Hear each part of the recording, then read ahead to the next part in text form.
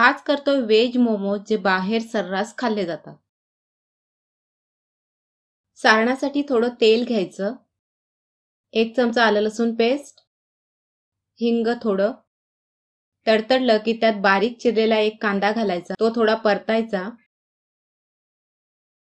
नंतर भाज्या घालायच्या जसं की कोबी, सिमला मिरची, गाजर ह्या सगळ्या भाज्या मिक्स करायच्या आणि झाकण ठेवून 3 ते 4 मिनिटं ह्या भाज्या थोड्या वाफवून घ्यायच्या।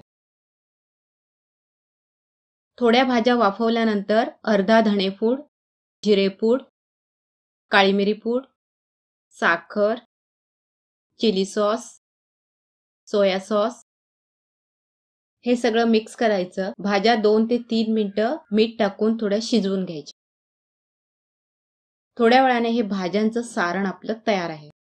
आता वरील आवरणासाठी अर्धा वाटी मैदा घ्यायचा, तो मळून घ्यायचा। मळल्यानंतर 15 ते 20 मिनिटांसाठी रेस्टसाठी साईडला ठेवून द्यायचं।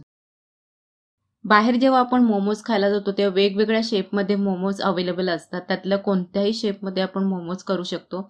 मी आपलं साधं मोदकचा जो शेप असतो तर त्या शेपमध्ये हे मोमोज करून घेतलेत। आता हे इडलीच्या पात्र्यामध्ये मी वाफवून घेते।